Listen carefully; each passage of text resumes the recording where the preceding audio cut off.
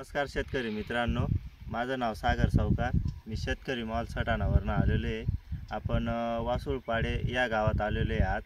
तर आपण शेतकरी बरोबर ओळख करून घेऊ. नमस्कार काका. नमस्कार नमस्कार. तुमची ओळख सांगा शेतकऱ्यांना. केशव राजाराम बच्छाव, वासुळपाडे. तुमचा मोबाईल नंबर सांगा. 97 66 88 90 34.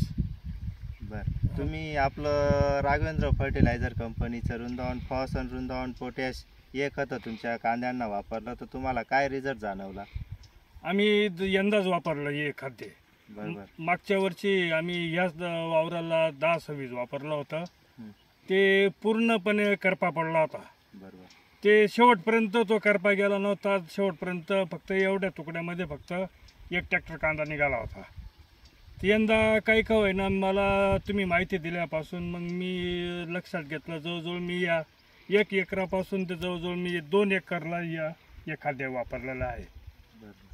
ते मला 100% रिझल्ट मिळालेला आहे.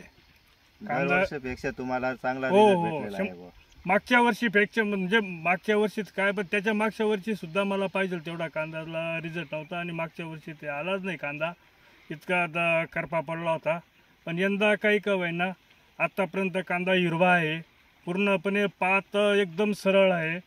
पिवळापणा नाही, काही नाही, एकदम व्यवस्थित कांदा आत्तापर्यंत आहे. मग इथून पुढे काही हो मग म्हणजे तुम्हाला काळोखीला बी फायदा पडला आणि आला आणि नंतर तुमची करपा वगैरेला पण बळी पडला नाही कांदा. मेन फक्त कांद्याला काळोख येणारच आहे. खाद्य वापरलं म्हणजे काळोख येईल. फक्त करपा मेन पडायला नको. बरोबर. करपा पडला म्हणजे कांदा हाणला जातो. तो त्याला हिरवापणा बी येत नाही आणि त्याची वाढ बी होत नाही आणि उंची बी वाढत नाही. आता जवळजवळ गुडघ्याला पात लागत आहे ती. बरोबर. तर तुम्ही इतर शेतकऱ्यांना काय संदेश देणार?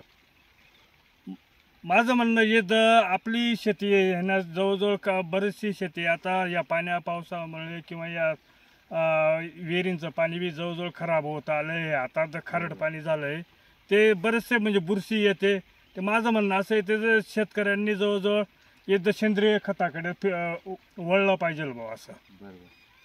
चालेल. धन्यवाद काका. हो.